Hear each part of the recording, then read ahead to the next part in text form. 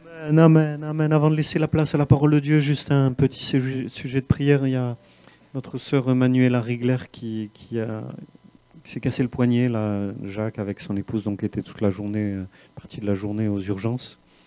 Poignet cassé, voilà, on prie qu'elle se rétablisse simplement. Seigneur, on te remet notre sœur Manuela, nous croyons que ta main est sur sa main et que tu vas la restaurer, la rétablir au plus vite. Bénis-la, tu vois les impératifs qui sont devant elle, là, les travaux qu'ils font, le mariage qu'ils préparent. Bénis Jacques, Seigneur, que tout cela n'entrave pas son ministère et bénis notre sœur au nom de Jésus, nous te la confions et nous te bénissons pour ce que tu vas faire.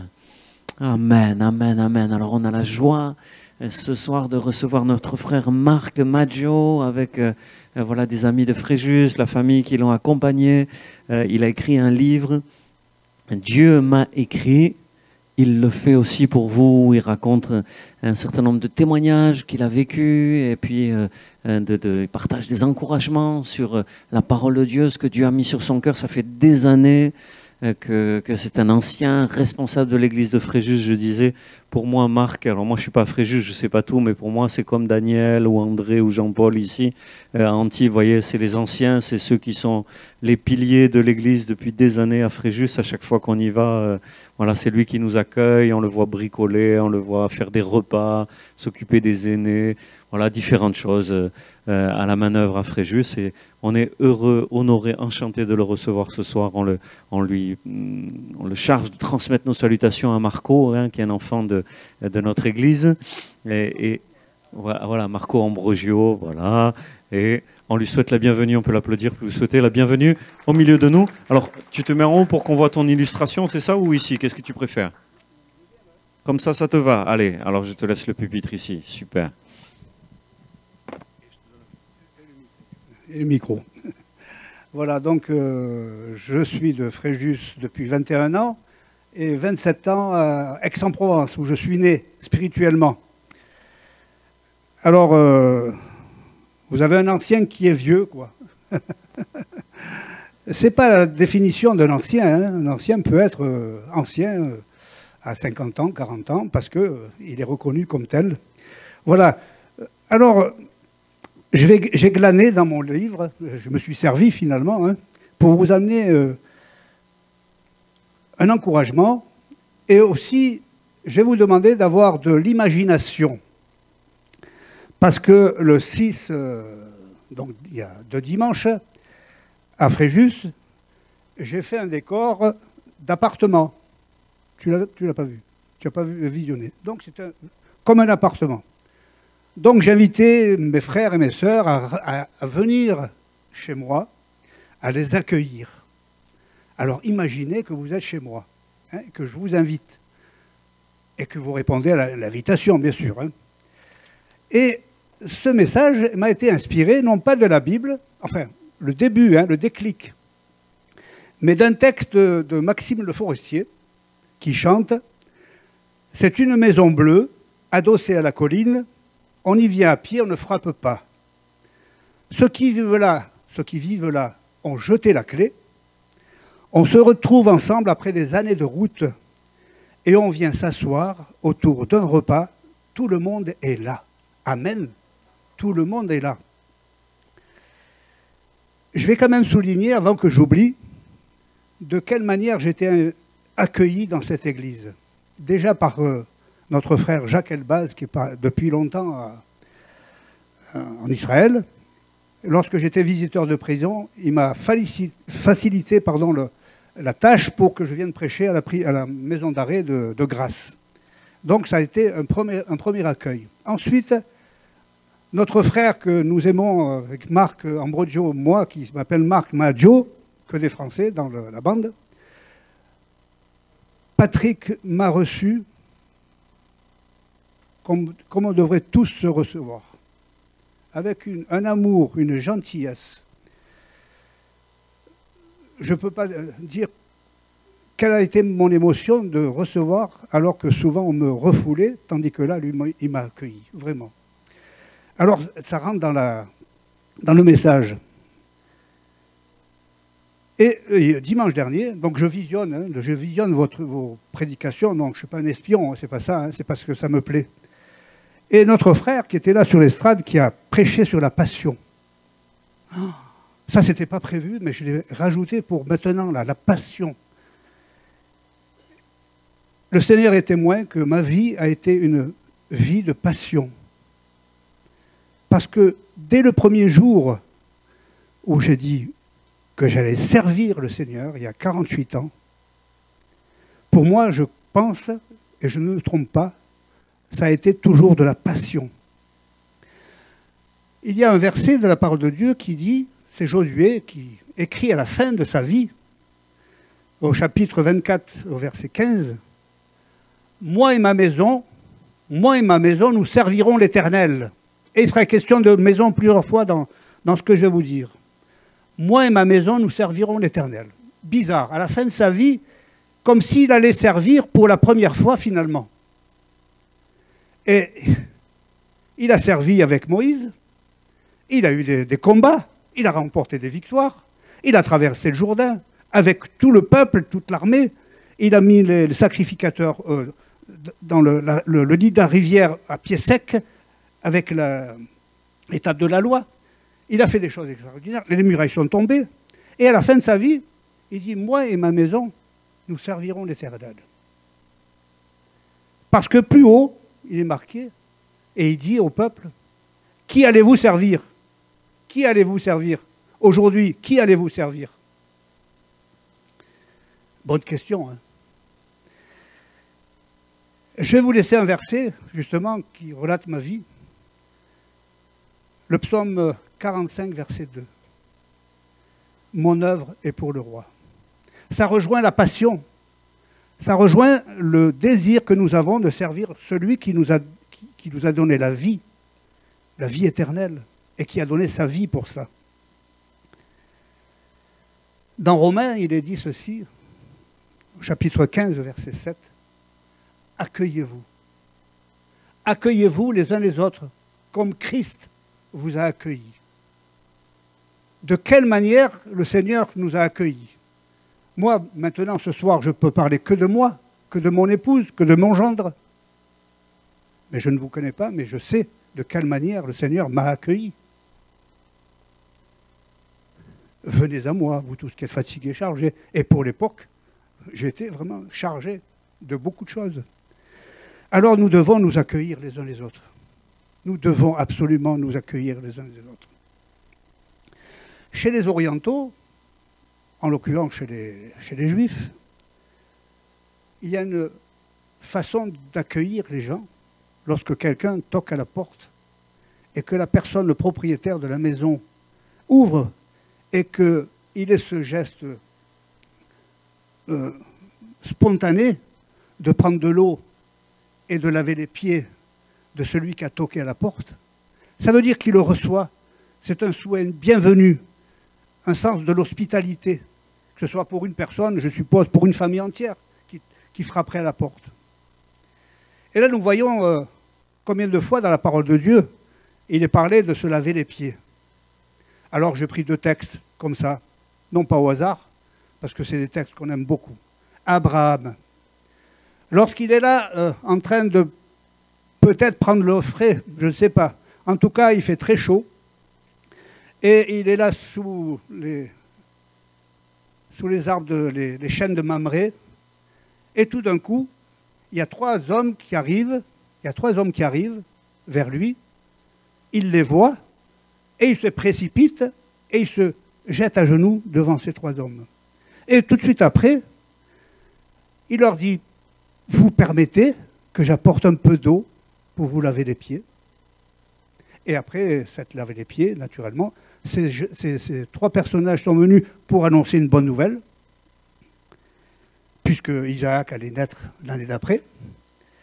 Et ensuite, il y a un autre personnage qui fait partie de la famille d'Abraham, Lot. Donc on passe une page ou 2 de texte, mais il y a du temps qui se passe quand même. Et là, c'est Lot qui est à l'entrée de la ville, et puis il voit arriver 2 anges, il reconnaît 2 anges. Et il les invite à rentrer chez lui aussi. Et il insiste parce qu'ils ne veulent pas. Il dit non, non, on va rester dans la rue.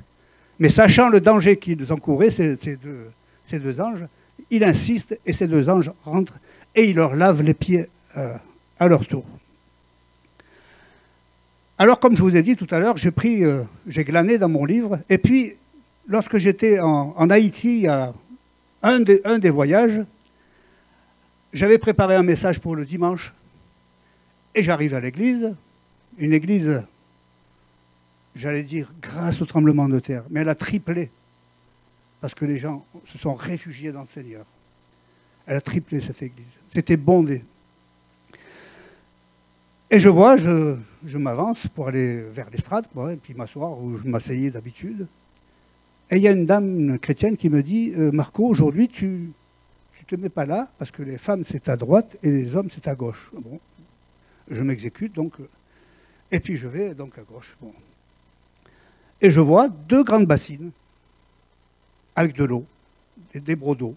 Tiens, le pasteur m'avait dit que tous les ans, il faisait donc le lavage des pieds à tous les chrétiens. Et puis, j'ai dit, bon, ben, ça va, on va se laver les pieds alors. Ça ne correspondait pas à mon message, mais peu importe. Donc on s'est lavé les pieds, tous. Il y avait peut-être 250, 300 personnes, je ne sais pas.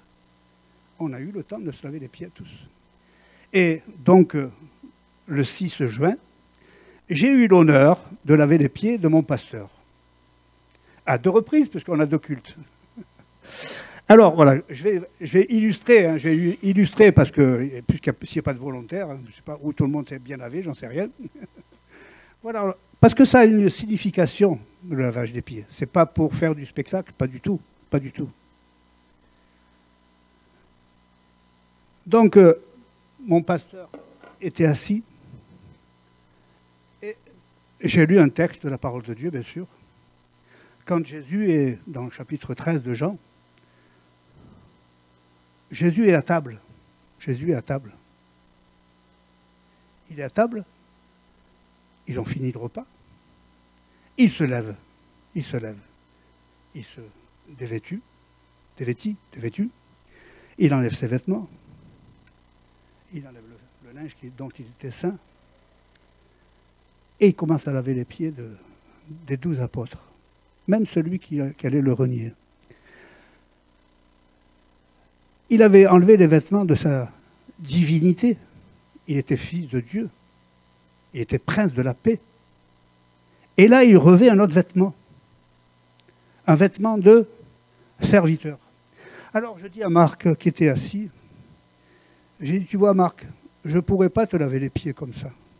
Ce n'est pas possible.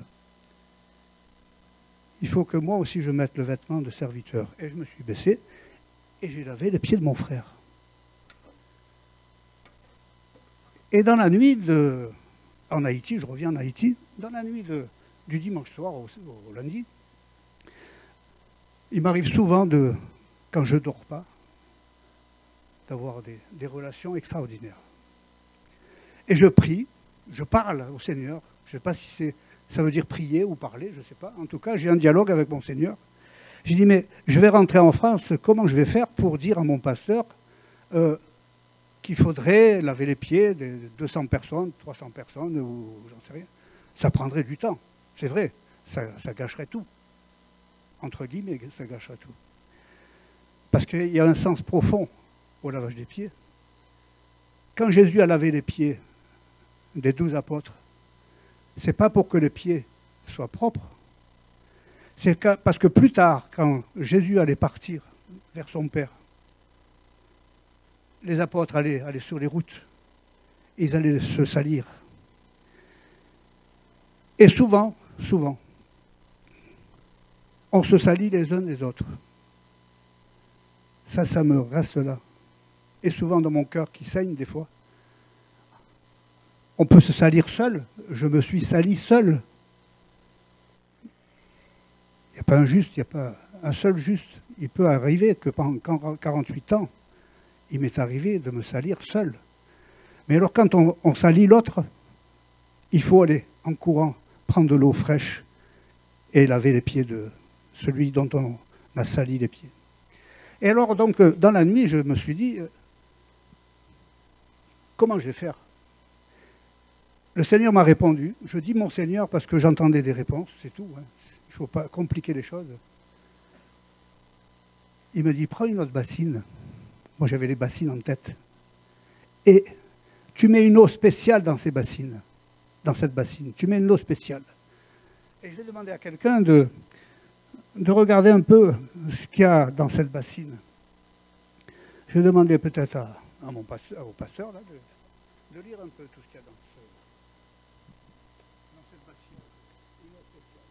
Nous laver par l'accueil, nous laver par l'affection, nous laver par la prière, nous laver par le pardon, nous laver comme Christ nous a lavés, nous laver comme Christ nous a accueillis, nous laver par la patience et nous laver par la réconciliation. Merci Seigneur. Merci Seigneur Jésus. Si on reprend le mot que j'ai prononcé au début de mon intervention, la passion, si on a la passion, c'est qu'on a l'amour de Christ en nous. Et si mon frère a la passion, il a l'amour de Christ en lui, on ne doit pas salir cette passion, cet amour.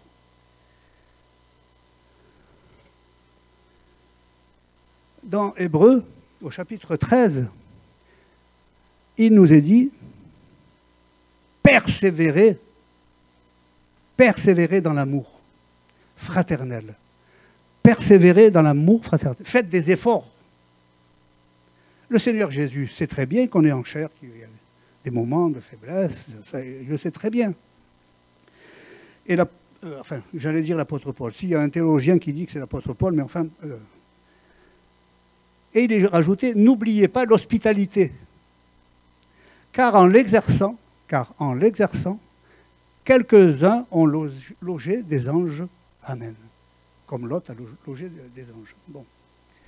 Et je vais vous raconter une histoire qui est vraie.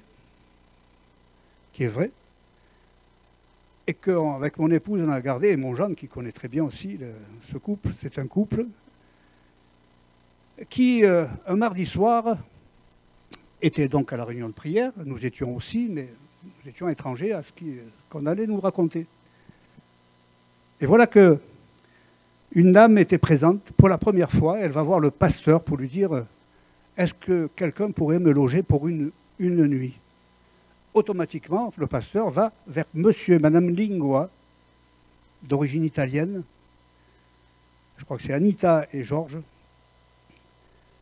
Et cette dame part avec ce couple. Ils vont donc dans la maison du couple, dans l'appartement. Ils rentrent, ils servent un bon repas, et ils ne font que parler des choses d'en haut. Ça, c'est leur récit. À la fin du repas, et ça tarde presque dans la nuit, c'est l'heure de dormir, la dame va dans la chambre d'amis, et le couple dans leur chambre. Le lendemain matin,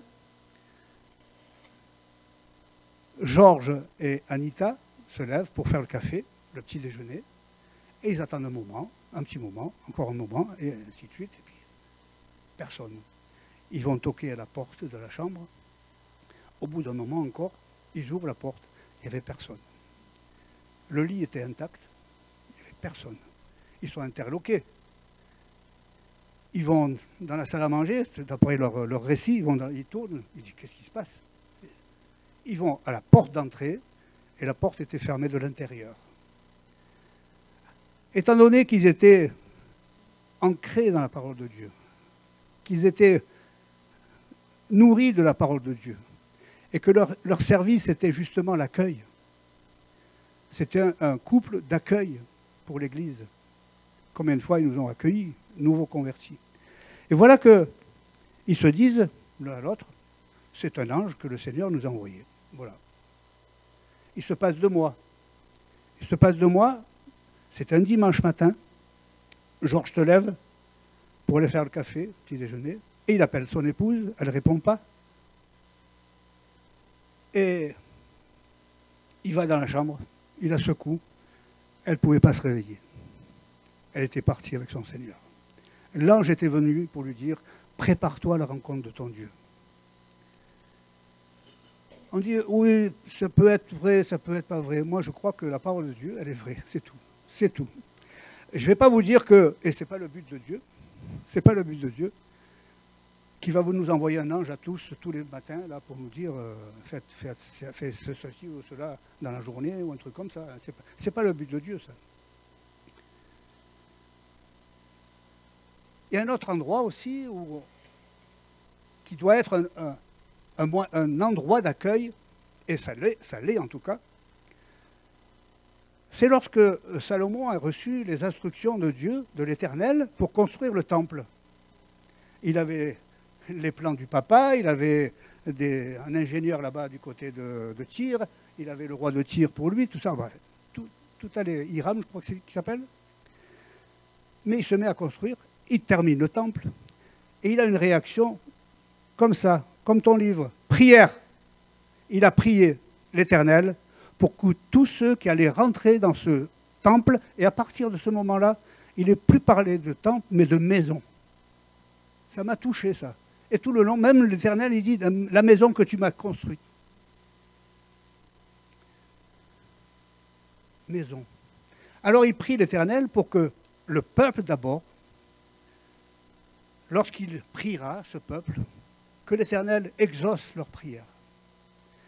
Lorsque les étrangers aussi, il est parlé d'étrangers, lorsque les étrangers viendront ici pour se réfugier, qu'ils soient bien accueillis, et que leur prière aussi, et il est souligné, je crois, qu'ils se tournent vers l'Éternel, hein, qu'on ne se moque pas de Dieu quand même, hein, que leur prière soit exaucée.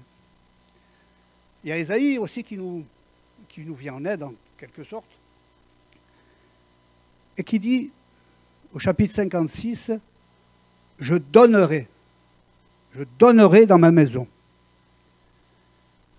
Je donnerai dans ma maison. » Et il parle aussi des étrangers. Et le 6 juin, j'ai rajouté, ce n'était pas prévu, mais j'ai rajouté,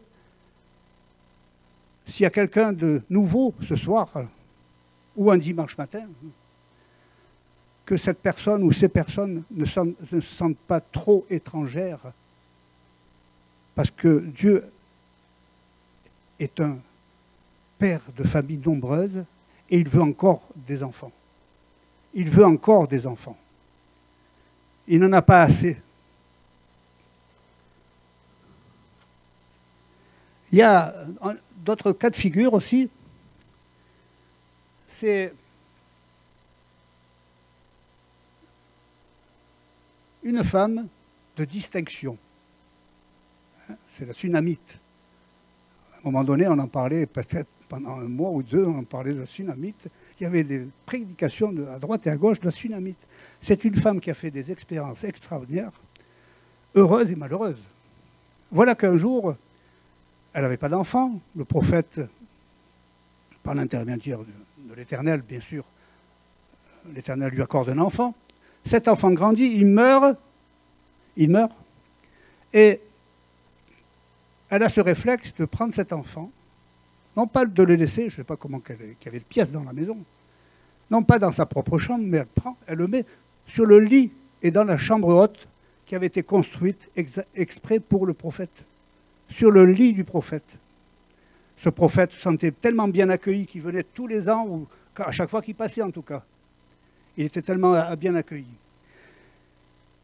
Et voilà qu'il se passe une résurrection, le prophète revient. Il faut relire tous ces versets-là. Il revient. Et il y a une résurrection.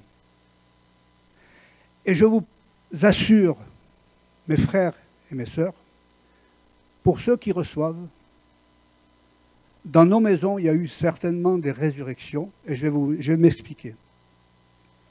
Je vais m'expliquer. On reçoit une dame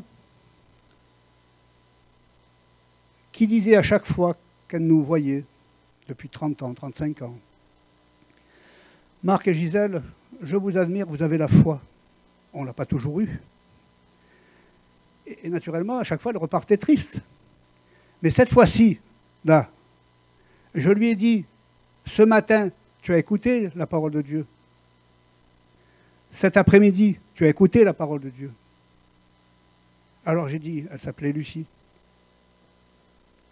La foi, elle vient de ce qu'on entend. Ce qu'on entend vient de la parole de Christ. Elle est venue sans la foi. Elle est partie chez elle. Une semaine après, Marco, j'ai la foi. Donc elle a été ressuscitée. Elle était morte dans son péché. Elle a été ressuscitée, cette femme-là. Et elle a servi, elle est morte à 93 ans. Elle a servi le Seigneur pendant 23 ans. Sa maison était immense. Et finalement, ça fait partie des maisons d'accueil. Sa maison était destinée à l'église où elle était, à Brest, à Brest. Elle a donné donc, elle a rattrapé le temps. Elle a rattrapé le temps. Il y a des moments aussi où Jésus, et il a eu raison, hein. Il a toujours raison d'ailleurs. C'est vrai. Même quand il nous tire les oreilles, il a raison. Hein. Il rentre dans Jérusalem. Hein. Hosanna, béni soit celui qui vient au nom du Seigneur. Hosanna, béni soit celui qui vient au nom du Seigneur. Oh, des acclamations de partout. Il rentre dans Jérusalem et puis après il retourne et le lendemain il revient. Et il voit sa maison. Elle n'était pas belle. Elle n'était pas belle la maison. Et il se met en colère. Il fallait plus qu'une femme de ménage, une entreprise peut-être. Tout était mélangé. Tout était mélangé. Les vendeurs de pigeons, ils étaient dans la maison, dans le temple. Les vendeurs les changeurs de monnaie, dans le temple. C'était bien en soi, mais pas à cet endroit-là. Pas à cet endroit-là. Il y a des endroits pour une chose et pas pour autre chose. Il renverse tout. Donc nous-mêmes, nous sommes l'habitation de Dieu. Nous sommes l'habitation de Dieu. À l'intérieur, il ne faut pas qu'il y ait des changeurs de monnaie, ni de vendeurs de pigeons. Non, il faut, parce que tout ça, ça ne sent pas bon.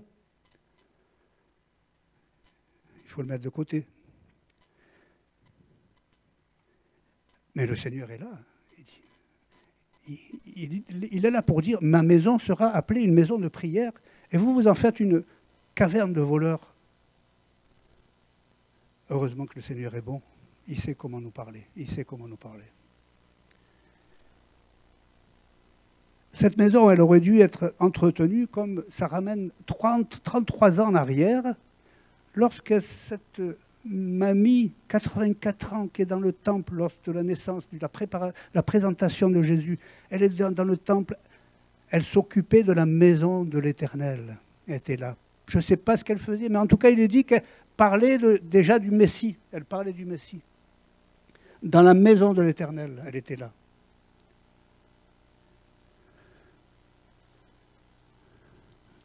Jésus. Il y a Le Seigneur n'est pas limité. Je dis souvent mon fils adoptif, Marc Ambolgio. Je dis, Dieu est surprenant. Surprenant. Voilà qu'il se passe qu'à une époque où Naaman avait la lèpre, il va en Israël, il ramène une petite fille qui va devenir l'esclave de son épouse, la servante. Et cette servante, au lieu de se rebiffer, elle a une autre attitude. Elle a une attitude finalement d'accueil. Et elle dit à sa maîtresse, elle aurait pu dire, oh, je suis prisonnière, mes parents sont en Israël, ou ils sont prisonniers quelque part, j'en sais rien, je suis toute seule. Non, non, qui se débrouille avec sa lèpre. Non, non. Elle dit, si mon Seigneur connaissait le prophète qui était en Israël, le prophète le guérirait de sa lèpre. Ah, ça c'est glorieux. Pourtant, elle n'était pas dans sa maison, elle n'était pas dans son pays, mais elle a mis en pratique ce que Jésus allait dire plus tard. Bénissez et ne maudissez pas. Aimez vos ennemis. Il allait le dire plus tard. C'est ce qu'on a entendu quand on est venu au Seigneur. Et toutes tous les messages, les enseignements doivent nous ramener justement aux choses, j'allais dire élémentaires, mais indispensables. Je ne vais pas aller trop long, mais il y a une dernière maison finalement, ou une avant-dernière maison, où Jésus nous promet d'être avec lui. Et c'est, je vais le répéter, ce n'est pas mon verset préféré, mais c'est quand même mon verset préféré. Le chapitre 14 de Jean, bien sûr. Hein. Ce soir, que votre cœur ne se trouble pas, croyez en Dieu et croyez en Jésus. Et il dit donc à ceux qui l'écoutent, je vais m'en aller, mais je reviendrai vous chercher, parce que je veux que là où je suis, je vous y soyez aussi. Alléluia. Pourquoi il dit je veux? Parce qu'il est passé par la croix, il va passer par la croix. Il va passer par la croix. Et il sait que, très bien que l'horizontale, ça va se terminer pour un temps pour lui. Mais à la verticale, il veut attirer tous les hommes qui ont accepté son salut et qui veulent bien rentrer dans cette fameuse maison qu'il nous a préparée. Parce qu'il dit demeure, il n'avait pas répété maison, maison. Mais peut-être ma maison à moi, elle est aussi finie, elle est presque, j'allais dire, comme l'autre fois, peut-être un coup de peinture qui manque, je ne sais pas. Mais en tout cas, le Seigneur est celui qui tient ses promesses. J'aime à le répéter, je crois que c'est dans les Nombres au chapitre 23, Dieu n'est pas un homme pour mentir, ni le Fils de l'homme pour se repentir. Hein. Non, non, non. Même dans le Nouveau Testament aussi, il dit impossible que Dieu mente. Donc il nous a préparé une place. Quel accueil nous allons avoir? Alors l'accueil, un accueil, je ne sais pas. Je ne sais pas, mais ça va être beau. Parce qu'après tous ceux qui seront morts, comme cette mamie là, de 93 ans là, qui est décédée, comme Anita qui était partie un dimanche, seront ressuscités. Après nous, l'Église, si on est encore en vie, que le Seigneur vienne nous chercher sur les nuées, on sera enlevé avec lui et on sera introduit dans la dernière maison. Et ce ne sera pas encore fini, parce que Dieu est éternel. Donc, il y aura des noces. Pas les noces de Cana, hein, parce qu'il a manqué du vin, là, ça ne va pas, ça. Moi, j'ai essayé de changer l'eau en vin, mais j'ai essayé en vin. Et donc, il y aura les noces de l'agneau. C'est-à-dire que l'épouse, l'Église, sera unie à Jésus-Christ pour l'éternité. Amen. Que Dieu soit béni. Vous l'avez compris ensemble? Déjà ensemble, nous voulons t'accueillir. Nous l'avons fait, Seigneur, parce que tu es là dans ce lieu, Seigneur, depuis que nous avons déjà chanté. Tu étais là de Jésus. Merci. Merci de bénir ce lieu, Seigneur Jésus. Pas les murs, mais ton Église vivante te demande de la bénir. Que mes frères et mes sœurs d'Antibes, j'en ai peint, Seigneur, puissent être des maisons d'accueil. Oh Seigneur, que ton nom soit béni. Combien de personnes ont besoin d'être accueillies?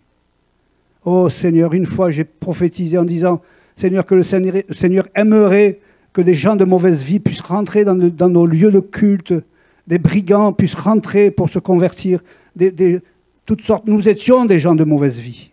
Alors Seigneur, merci de bénir cette maison, Seigneur, spirituelle, afin qu'elle soit accueillante et encore accueillante, Seigneur Jésus. Qu'elle soit accueillante comme ton cœur, Seigneur Jésus. Merci. Comment tu nous as accueillis? Nous voulons nous en souvenir. Alors je te demande dans ta grâce de bénir chaque personne, homme, femme, Seigneur Jésus. Enfant, merci. Vieillard, que cette Église, Seigneur, puisse être ressourcée, être renouvelée. Qu'à toi revienne toute la gloire, Jésus. Merci aussi de bénir les responsables de cette Église. Merci pour ceux qui travaillent avec eux. Merci pour le Saint-Esprit qui est là, qui conduit les choses. Oh, que ton nom soit béni. Qu'à toi revienne toute la gloire dans le nom de Jésus-Christ, notre bien-aimé Sauveur. Amen.